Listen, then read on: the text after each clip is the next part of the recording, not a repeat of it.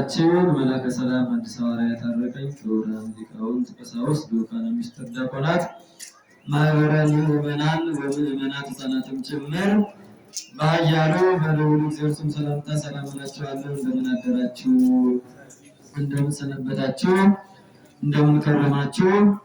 አሜን። እግዚአብሔር ይመስገን ብለን እንድናመሰግነው ይህችን ዕለትና ይህችን ሰዓት ባርኮ ቀድሶ የሰጠን የአባቶቻችን አምላክ የተመሰገነና የተባረከ ይሁን።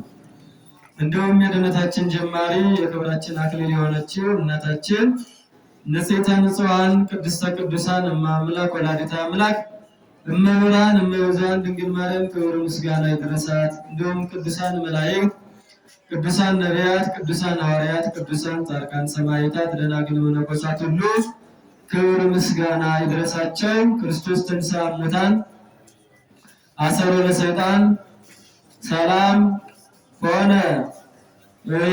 እስከ በዓለ ሃምሳ የሚቆይ ማንኛውም ክርስቲያን ሊናገረው ሊመሰክረው የሚገባ ሰይጣን ያፈረበት አዳም ከነ ልጅ ልጆቹ ነፃ የወጣበት የምስራች ቃላት ስለሆነ ይህንን ሁላችሁም እስከ በዓለ ሃምሳ የምንጠቀመው ትልቅና ኃይል ያለው የቤተ ክርስቲያናችን የክርስቶስን ትንሣኤ የምንመሰክርበት የዲያብሎስን ውርደት የምናወራበት ስለሆነ ይህንን ቃላት ሁላችሁም እንድትነጋገሩትና እንድትለምዱት ለማሳሰብ ያህል ነው። ቀጥታ የሚሄደው ወደ ትምህርቴ ነው። እንግዲህ ያው ዘመነ ትንሣኤ ሰርጉ ምኑም አለ። ያው እንግዲህ የምትሄዱትም እየሄዳችሁ ነው። ባላችሁበት ሰላም እግዚአብሔር ከእናንተ ጋር ይሁን። የቻላችሁ ግን ተረጋግታችሁ የእግዚአብሔር ቃል የነፍስ ምግብ ስለሆነ ተረጋግታችሁ ብትከታተሉ ይጠቅማል፣ ትጠቀማላችሁ። በረከተ ሥጋ በረከተ ነፍስ ታገኛላችሁ ትላለችና ቤተክርስቲያን ተናጋሪ ሕያው እግዚአብሔር ነው። ሕያው ደግሞ የሕያው ቃል የማይሻር ዘላለማዊ የሚፈውስ የሚያድን የሚያነሳ እንደ መላእክት የሚያደርግ ነውና ይህንን ብታደርጉት ጎደሎ መድኃኔዓለም ስለሚሞላ እንደው ያልቸኮላችሁ ካላችሁ ተረጋግታችሁ ብትሰሙ ለማለት ነው። እኔም ትንሽ ከ20 ደቂቃ እውነት ለመናገር አልሄድም። ይታወቃል ማህበራዊ ኑሯችሁ ጉዳያችሁ ቢታወቅም ግን ከእግዚአብሔር ስለማይበልጥ ነው እንጂ የእናንተ ችግር እኛን ሳይገባን ቀርቶ የማትሸከሙትን ቀንበር ለመጫንም የምንፈልግ አይደለንም። ነገር ግን የቤተክርስቲያን ግዳጇ ምእመናንን ማስተማር ከክርስቶስ ጋር ማገናኘት ነውና ሰላም እግዚአብሔር በድጋሚ ከሁላችን ጋር ይሁን። የሉቃስ ወንጌል ምዕራፍ 24 ቁጥር 31 ላይ ነው እንግዲህ ቅድም መነሻ ያጠቀስኩት ወተከስተ አዕይንቲሆሙ ወአእመርዎ አእምሯቸው ተገለጠላቸው አወቁትም ይላል። አእምሯቸው ምን አለላቸው? ተገለጠላቸው አወቁትም ይላልና መድኃኔዓለም ክርስቶስ የሁላችንም አይነ ልቡን አይገለጥልን። ልብ ካላየ ምን አያይም ነው የሚባለው? አይን አያይም ነው። ልብ ሲገለጥ አይን ያያል። ልብ ከተሸፈነ ግን አይን ሊያይ አይችልም። ውሳጣዊ ጆሮ ካልሰማ ውጫዊ ጆሮ ሊሰማ አይችልም። ውሳጣዊ አእምሮ ካልተንቀሳቀሰ ውጫዊ አእምሮ ሊንቀሳቀስ አይችልም። መንገድ ላይ መቼም በሁላችንም ሕይወት የሚከሰት ነው አይደል? ፊት ለፊት እየተያየን እኮ እንደታደርክ እንደተዋልክ ሳንባባል እንተላለፋለን። አእምሯችን ሌላ እያሰበ ነው። ውሳጣዊ አይናችን አላበራነውም።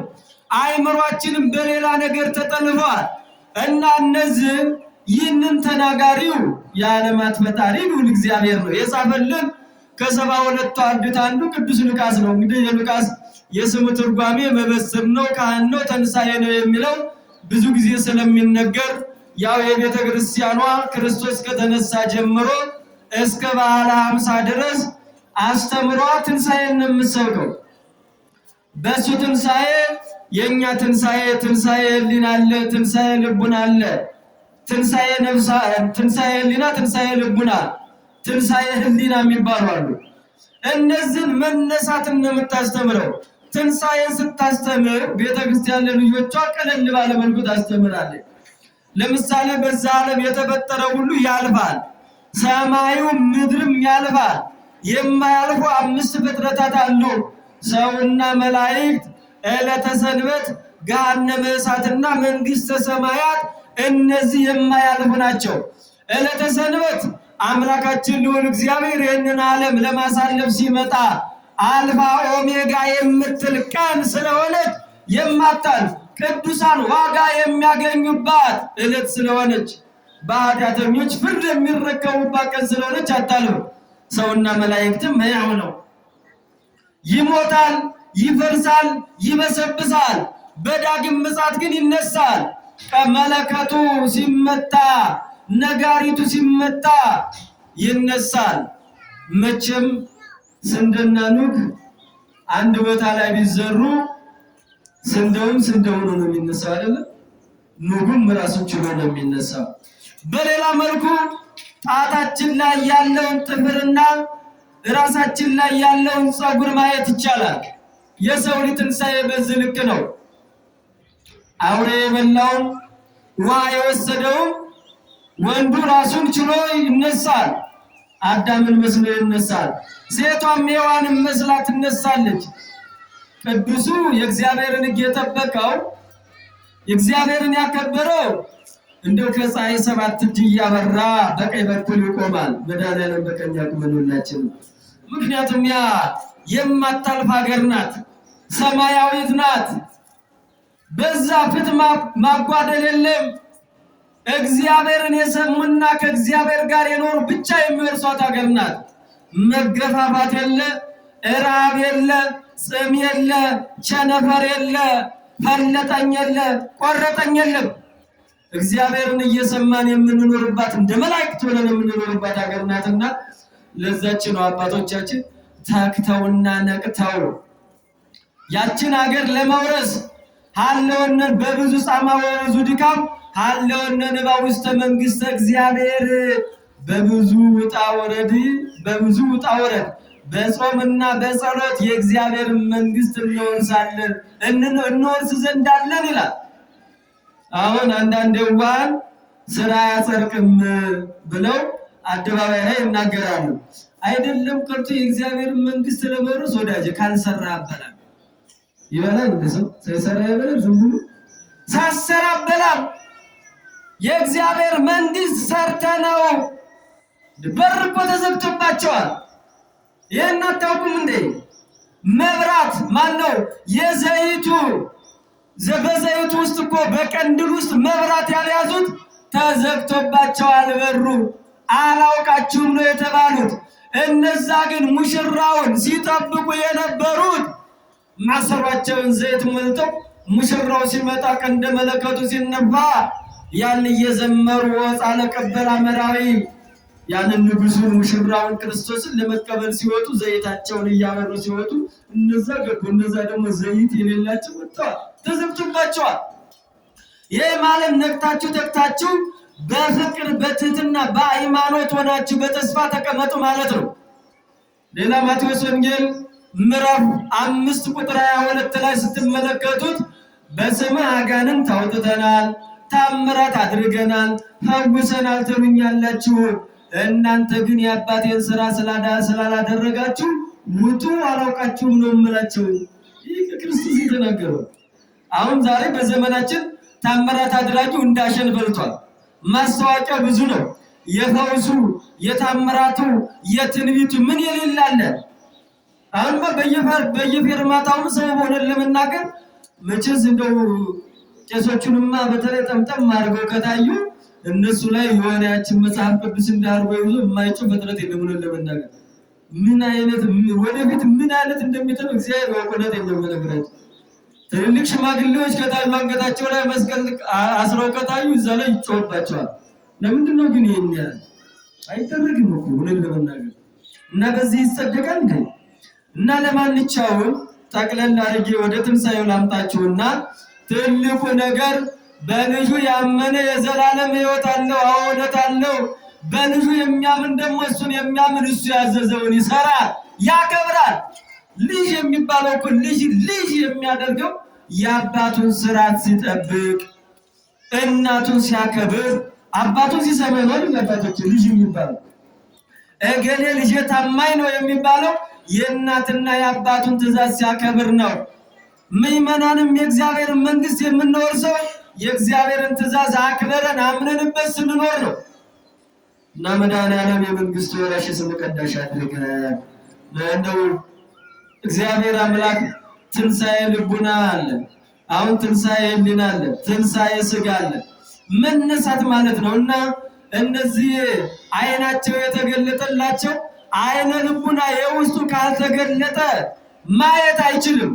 የውሳጣዊ አይናቸው የበራላቸው እነ ኤልሳ በቀርሜሎስ ተራራ ተቀምጠው በከተማ የሚሰራውን ያዩ ነበር። አየህ፣ ውሳጣዊ ሕሊና እዚህ በምድር ተቀምጠው እስከ ሰማይ እስከ ሦስቱ ሰማይ ድረስ ያዩ ነበረ። ቅዱሳን የሚገርማችሁ ይህ አይን የሚያየው ማየት የሚችለውን ነው አይደል? ቅዱሳን አይን የሚያረፊያውን ያያል።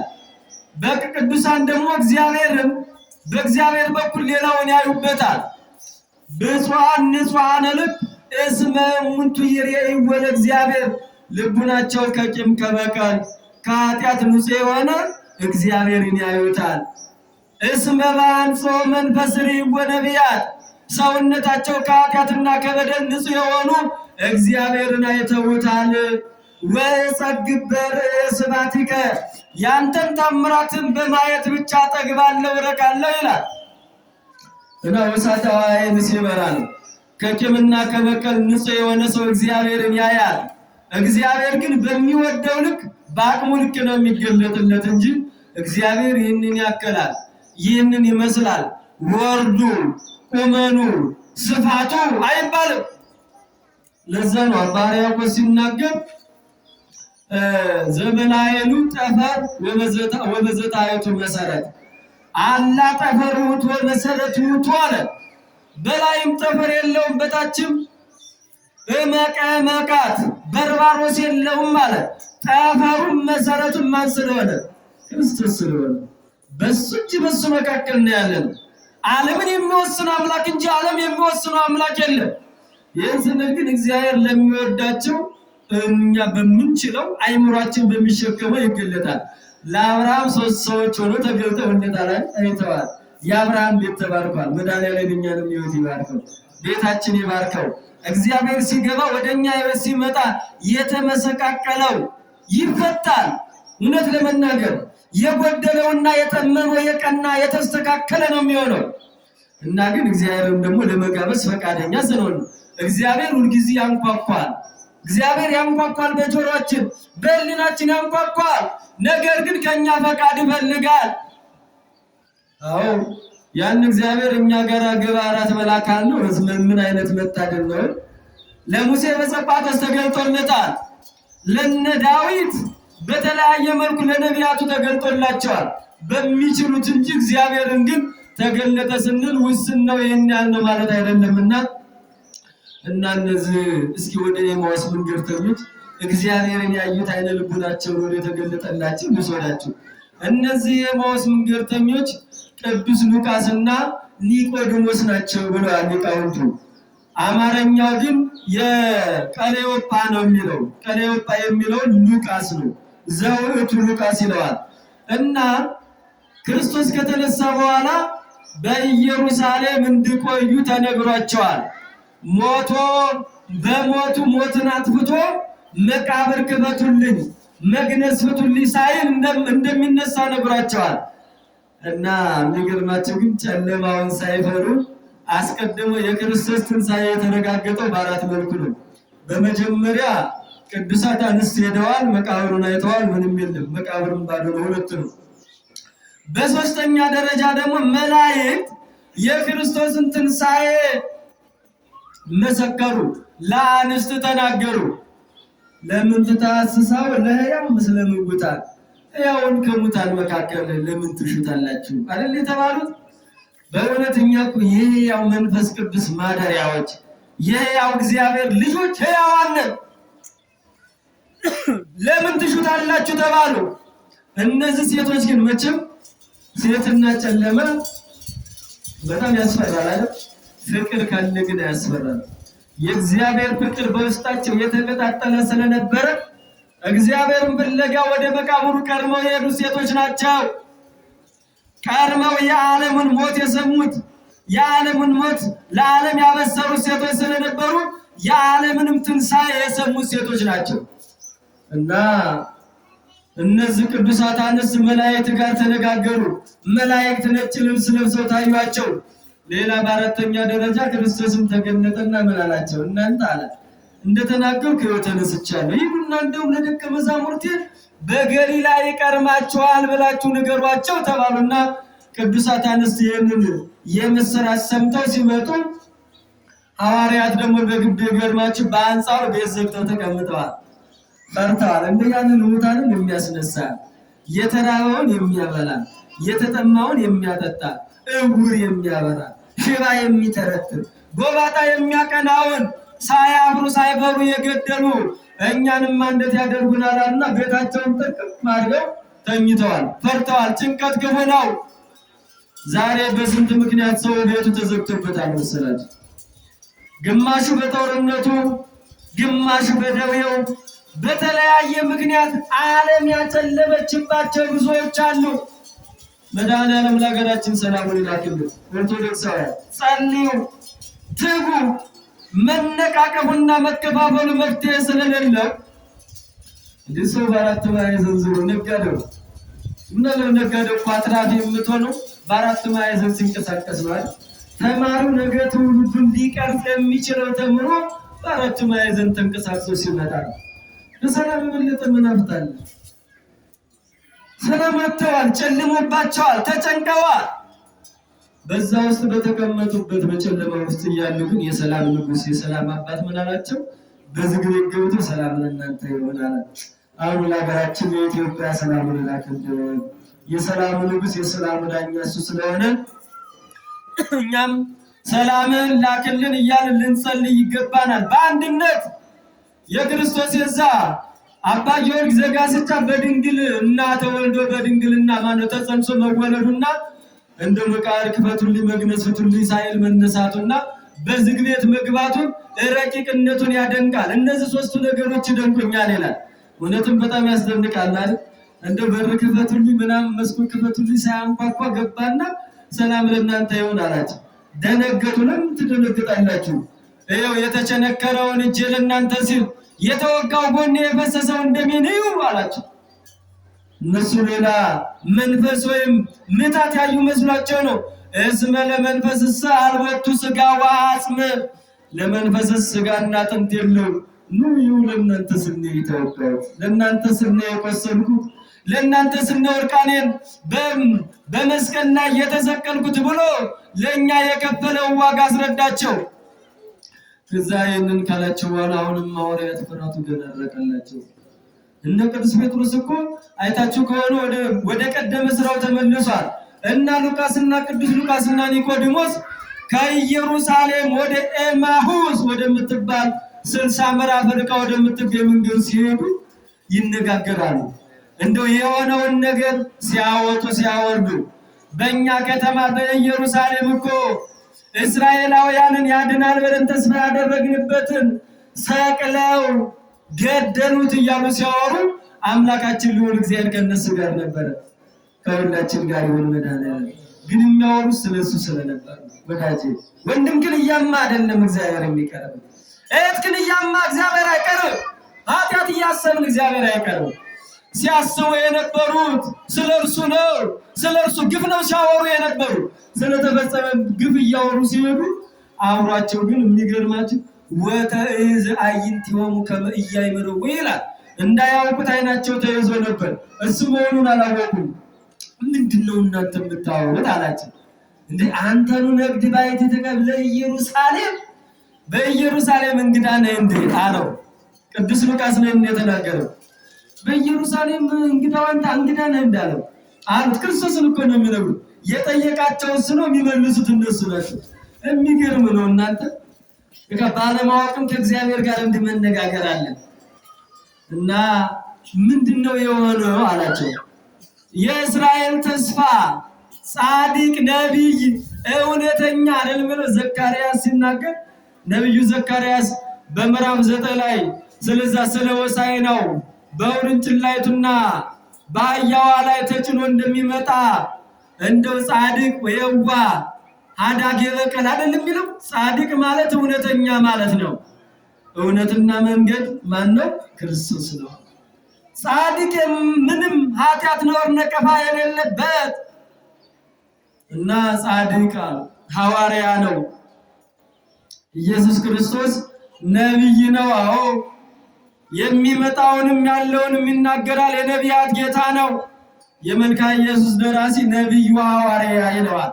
ሄጅ ነው። ወደ ታመሙት ሄዶ አስተምሯል፣ ፈውሷል፣ በለበሰው ሥጋ ተመላልሷል። ነቢይና ጻድቅ ነበረ። እስራኤላውያንን ያድናል ብለን ተስፋ ያደረግንበትን ይኸው የካህናት አለቆችና መኳንንቶቻችን ሰቅለው ገደሉት። ይህም ከሆነ 3ኛ ቀኑ ነው አሉትና ከኛ መካከል ተለይተው ሴቶች አሉ ወደ መቃብሩ ሄደው መቃብሩን አዩ። መቃብሩን ባዶ ሆኖ አገኙት። የቅዱሳን መላእክትም ተገልጠውላቸው ተነስቷል እኮ ብለው የመላእክትን ራእይ መልክ አይተው መጥተዋል ብለው ለክርስቶስ እኮ ነው የሚነግሩት። ይህንን ካስረዱት በኋላ እናንተ አላቸው ዝቅ አለና እንዲህ ልባችሁ ከማመን የዘገየ ነቢያት እነ ሙሴ የተናገሩትን የማታስተውሉ ልባችሁ ከማመን የዘገየ ተወርሰዋል። የሰማችሁ ነው። በቃሉ ጋር ናችሁ እናቶች አባቶች። እግዚአብሔር ከሁላችን ጋር ይሁን። ከማመን የዘገያችሁ ዛሬም እኮ ክርስቶስ አልተነሳም የሚል ሊኖር ይችላል። ከማመን የዘገያችሁ የነቢያትን ትንቢት እንደ ሙሴ የተናገሩትን እስኪ እነ ሙሴ ማለት ነቢያት ምን ብሎ ተናገሩ ነበር? በሞት በጠይቃቸው ነቢያት እንደሚሞት ነግረውናል አይደል? እንደሚወለድ ነግረውናል። ናው ሰማይ ነው በኤፍራታ እነሆ በኤፍራታ ሰማን ወረከብናው ውስጥ በገዳም ንበውን ከሰው ስታቢያት ወለ እግዚአብሔር አለ። መዝሙር 31 ላይ በኤፍራታ ሰማነው አለ። በጎል ተጥሎ በጨርቅ ተጠቅልሎ የኛ ጌታ በጊዜ ሕፃናት ሲያለቅስ ሰማን ይላል። በሌላ መልኩ ስቅልተ ትርኤያ እስራኤል ለሕይወትከ ወኢትተአምና አንተ እስራኤል ያለ ሕይወትን ክርስቶስን በመስቀል ተሰቅሎ ታየዋለህ። ነገር ግን አታምንበትም። ምን አትልበትም? አታምንበትም። እግዚአብሔር ወደ ልቡናችን ይመልሰን። ያመነ ነው የሚድነው። ታስታውሳላችሁ ሙሴ እስራኤላውያን በእግዚአብሔር ላይ አመፁ። ከኤርትራ ባህር ከግብፅ ባርነት ነፃ ከወጡ በኋላ እንዳሉ እንደው ይክልኑ ሰሪያ ማይድ በገዳም ይዝብጥ ኳኳ ወያው ህዝማዬ በእውነት አሉ። አሁን ሰማዩ ዝቅ ተራራው ብቅ ስላለ እንጂ አሁን እግዚአብሔር ከጭንጫ ላይ ውሃ እንደው ከደመና ላይ ህብስት ማውረድ ይችላልን? ሐመዩ ወለ እግዚአብሔር ብለ እግዚአብሔርን አሙት ይላል። እግዚአብሔር ይችላል አይችልም? ኦርቶዶክሳውያን እስቲ በአንድ ቃል ተናገሩ። ይችላል አይችልም? ይችላል። እግዚአብሔር በእውነት ምን ይሳነዋል? መድኃኒዓለም እንደ እስራኤላውያን ቀይ ባህርን አሻግሮ በሙሴ በትር አማካኝነት ያንን ሲያሙት እግዚአብሔር በዛ አዘነባቸውና ሙሴ አለ አውርዶም ቆላ ተሐራ ሴቦን ወደ በረሃው አውርዳቸው አላቸው። በዛ ደግሞ በበረሃው እባብ አለ፣ ነዘር እባብ የሚባል ኃይለኛ እባብ። ያ የተነሳ እስራኤላውያን እንግዲህ ያው አፍ ደግ ቢናገሩበት ይሾሙበታል፣ ክፉ ቢናገሩበት ይቀጡበታል። ሕይወት ወሞት ውስጥ እደ ልሳን ይላል ሲራክ። ሕይወትም ሞትም ያለው ከአንድ ምላስ አንደበት ላይ ነው። ከአቅም በላይ የሆነውን ከፍ ዝቅ የምታረከውን ትቀጣለህ ወዳጅ። በነፍስ በስጋ አይሆንም። ሐሜት ክፉ ነው እና በዚህ በተናገሩት አንደበታቸው እግዚአብሔር በረሃ ላይ ጣላቸው። ህብስቱንም አወረደላቸው፣ ውሃውንም ጭንጫ ላይ አፈለቀላቸው። ከዛ በኋላ ምን ጠላት ተነሳባቸው? እባብ፣ ነዘር እባብ። ያ እየነደፈ ሲጥላቸው ተሰበሰቡና ሙሴ ዘንድ ሙሴ አለ እንደው ከኛ ኃጢአት በደል ክፋት አይጠፋም፣ ከእግዚአብሔር ቸርነት አይጠፋም፣ እባክህ ወደ እግዚአብሔር አማልደን አሉት። እንዴ ነው አይደለም? አሁን ሁላችንም ቄሶች ነን። አሁን እኛ ሁላችንም ሰባኪ ነን። መችሽ እንላለን። አንበን አንዳንድ ደጋጎች ክርስቲያኖች እንደ የድሮዎቹ ካልሆነ አሁን እኮ ምን አለ እስኪ እንደው ቄሱ ለራሱ እኮ ቆርሶ እስኪሰጠን እኮ እንታገስም ማለት ግን ደስ ትለኝ በእውነት እናቶቻችን በጣም የበረከት የቤተክርስቲያን ያለችውን ቡራኬ ለመቀበል ያላችሁ ትጋት ንቃት ደስ ይላል። በአንዳንድ በኩል ደግሞ ስርዓት እናጠፋለን። እኛው ቄስ እንሆናለን። አንዳንድ ጊዜ የቄሱን ስራ እኛውን እንይዘዋለን። የሰባኪውን ስራ እኛ እንይዛለን። የአለቃውን ስራ እኛ እንይዛለን። አይሆንም። ሰው በየጸጋው ነው በየተሰጠው መክሊት ነው ሊኖርና ሊጸና የሚገባው። እና እስራኤላውያን በደላቸውን አውቀው ወደ ሙሴ የእግዚአብሔር እንደራሲ ቀራቢ ስለነበር ሄዱ። አሁን ሙሴ ወደ እግዚአብሔር አመለከተ።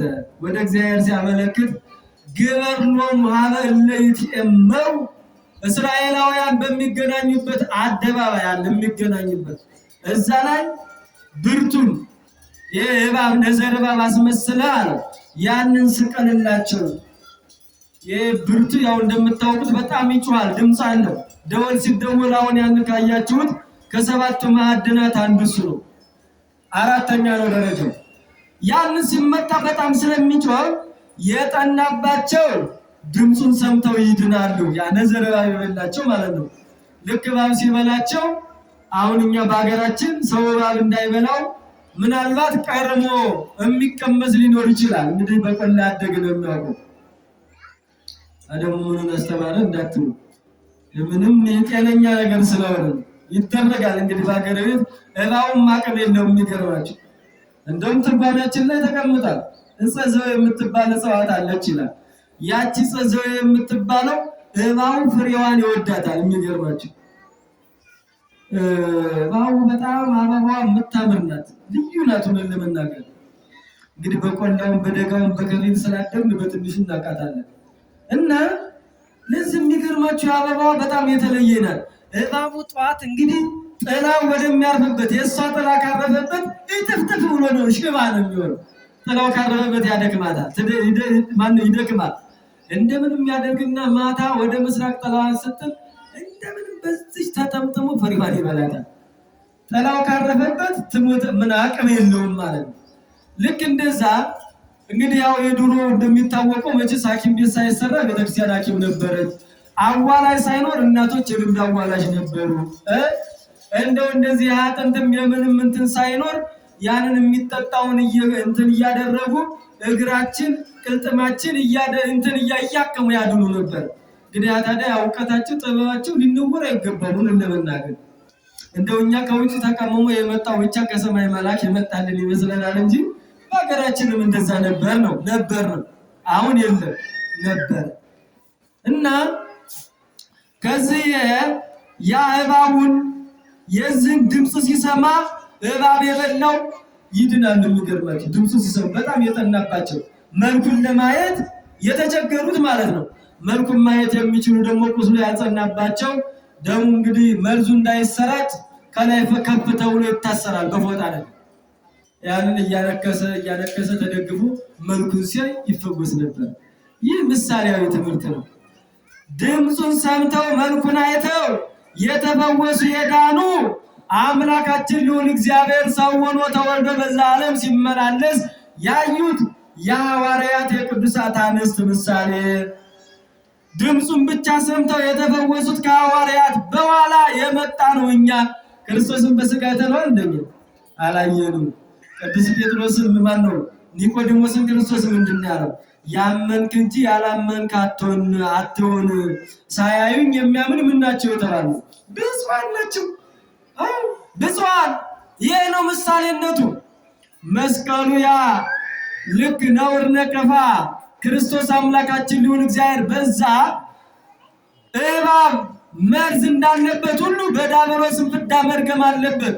ያ በብርቱ ምንም እንደሌለበት እንደው ያለ ኃጢአቱ ተሰቅሎ እኛን ያዳነ የክርስቶስ ምሳሌ ነው። ሙሴ የክርስቶስ ምሳሌ ነው። እስራኤላውያንን ያሻገረው ማን ነበረ? ሙሴ ነው። መብራት ሄደ። አሁን እስራኤላውያንን ያሻገራቸው ሙሴ ነው። ለሙሴ ደግሞ ከሙሴ ላይ የነበረች በትር ነበረችው። ምክንያት አምላካችን ልዑል እግዚአብሔር እኛንም በዕለተ ዓርብ በመስቀል ተሰቅሎ ነው አይደል? ባሕረ ገሃነምን ያሻገረን ከብሎ አሻግሮ ወደ ገነት ያስገባል። ለዛ ነው እና እነዚህ ከማመን የዘገያቸው የተባሉት ክርስቶስ እንደሚነሳና እንደሚሰቀል ዛሬ ሊቃውንቱ ይህ የተነሳ ነብይ እግዚአብሔር ቅዱስ ዳዊት ይቤ እግዚአብሔር እነሆ እግዚአብሔር እነሳለሁ አለ። እነሆ እግዚአብሔር 3 መዓል 3 ሌሊት አድሬ ሙስና መቃብርን አጥፍቼ እነሳለሁ ብሎ ተናግሯል። ይህንን ለምንድን ነው ነቢያት የተናገሩትን ያላስተዋላችሁት ብሎ ነው ሐዋርያትን የወቀሳቸው። ይህንን ካላቸው በኋላ አብረው እየሄዱ ወደ ኤማውስ እየሄዱ ወተቆልቆለ ፀሐይ ይላል። እየጨረስኩ ነው።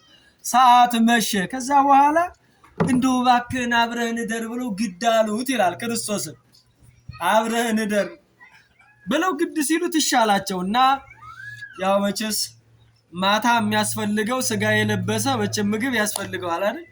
ያንን እንጀራ ሲቀርብላቸው ልዑል እግዚአብሔር ባርኮ ሰጣቸው ነው የሚለው። ጸሎተ ማዕድ ጸልዮ ጸሎተ የጸለየው ለኛ እያስተማረ ነው። አንድ ክርስቲያን ሲበላ ይጸልያል። ለምንድነው የሚጸልየው ከተባለ አንደኛ ያንን እንድንበላ የፈቀደልንንና የሰጠንን እግዚአብሔርን ለማመስገን ምን ለማለት ለማመስገን። ሁለተኛ የምንበላውና የምንጠጣው ምግብና መጠጥ ሕይወተ ስጋና ሕይወተ ነፍስ ኃይልና ጥበብ እንደሆነ ነው። ምግብ ካልተስማማ ችግር ነው አይደል? እንደው የፈለገው አይነት እንደው ምንም ቢሆን ጨጓራ ያልፈጭም እያልን አምቦዋንም ምናምንም የፈለገው አይነት ብንበላ እዛው ቁጭ ብሎ እየተንከባለለ እንደ ኳስ የትም አይዋጥ ጭንቀት ብቻ። ግን ጸሎት ሲደረግበት የበላን የጠጣን ሁሉ ምን ይሆናል? ጉልበት ይሆናል።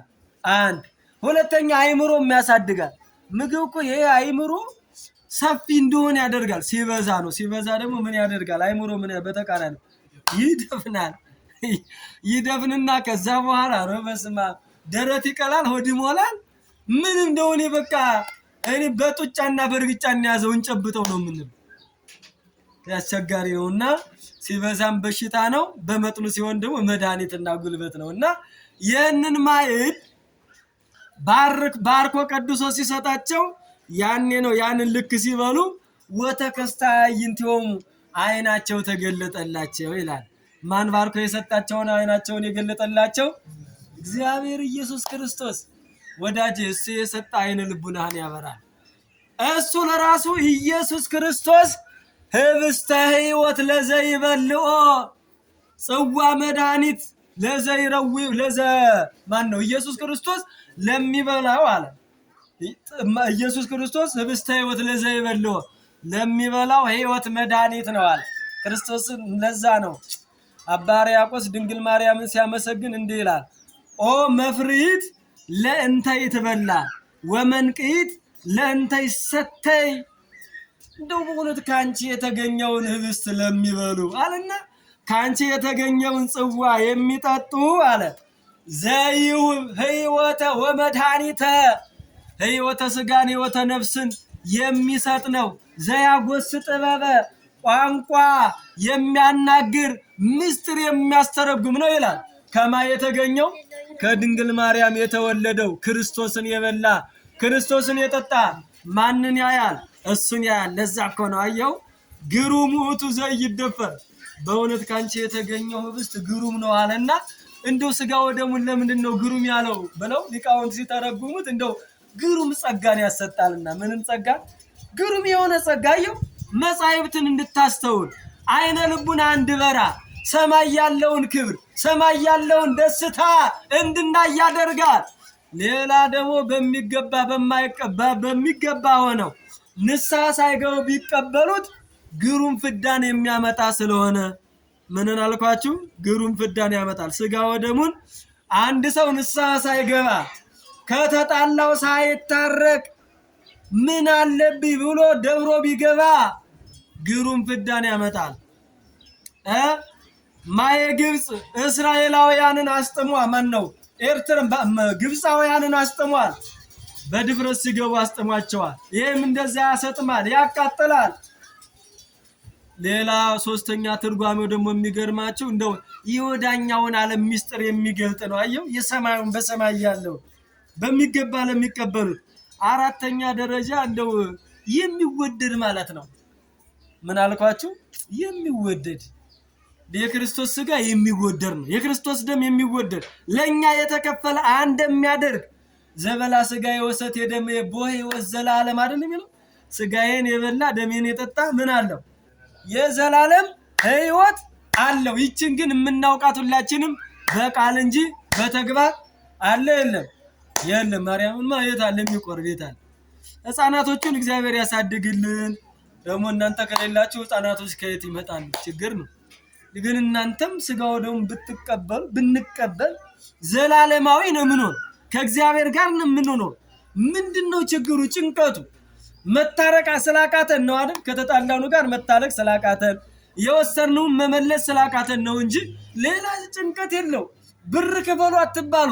ዋጋ እሱ ከፍሎልናል በቀራንዮ ያ ሁሉ መከራ ተከብሏል። እና ግሩም ጸጋን የሚያሰጥ በሌላ መልኩ ግሩማን መላእክት ከበውት ይቆማሉ። አየው ሰራዊተ መላእክት ለመድኃኔዓለም ይቀውሙ ቅድሜሁ የመድኃኔዓለም ሰራዊት በፊቱ ይቆማሉ። እንደ አሸን ተነጽፈው እንደ ግንድ ተረብርበው እንደ ቅጠል ረግፈው በክርስቶስ ሥጋና ደም ፊት ይቆማሉ። እኛ ግን አናያቸውም እንጂ ቅዱስ ቅዱስ እያሉ ያመሰግናሉና ግሩማን መላእክት የሚከቡት ግሩም ጸጋን የሚያሰጥ ግሩም ምስጢርን የሚገልጥ ነውና ክርስቶስ ቢሰጣቸው ምን ሆኑ? እሱን አወቁ። ወደ ኢየሩሳሌም ተመልሰው የክርስቶስን ትንሣኤ እንዲሰብኩ ሆነዋል። በሃይማኖታቸው ጸንተዋል። ከክርስቶስ ጋር ተገናኝተዋልና ውድ ኦርቶዶክሳውያን ትምህርቴን ጨርሻለሁ። መልእክቱ ምንድነው? ከዚህ ትምህርት የተማርነው ስንል ሁልጊዜም አንድ ክርስቲያን ክርስቶስ የከፈለለትን ውለታ በህሊናው እንዳስብ። እነዚህ ሰዎች የከፈለላቸውን በኢየሩሳሌም የሆነውን ነበር ሲያስቡ የነበሩት። ለዛ ነው ዘዳግም 6 ላይ ኤትርሳ ተዘክሮተ እግዚአብሔር እመኒ ተሐውር ወእመኒ ትነብር እመኒ ትበልዕ ወእመኒ ትሰቲ ወእመኒ ትደቅስ ወእመኒ ትትነሳ ይላል። ስትነሳም ስትቀመጥም ስትበላም ስትጠጣም እግዚአብሔርን ማሰብ ምን አትበል? አትርሳ። ማንን አትርሳ? እግዚአብሔርን የከፈለልን የፈጠረልንን የፈጠረን ሁሉ ውለታ የከፈለውን እግዚአብሔርን እንድናስብ አንድ። በሁለተኛ ደረጃ እነዚህ ኤማውስ የተባለ ወደ ዓለም ነበር የገቡት። እግዚአብሔር ደግሞ እዚህ በመጽሐፈ ኪዳን ወይርቅ ማግብርቲው ወትረ ዘምስሊሆሙ ይህሉ ይላል።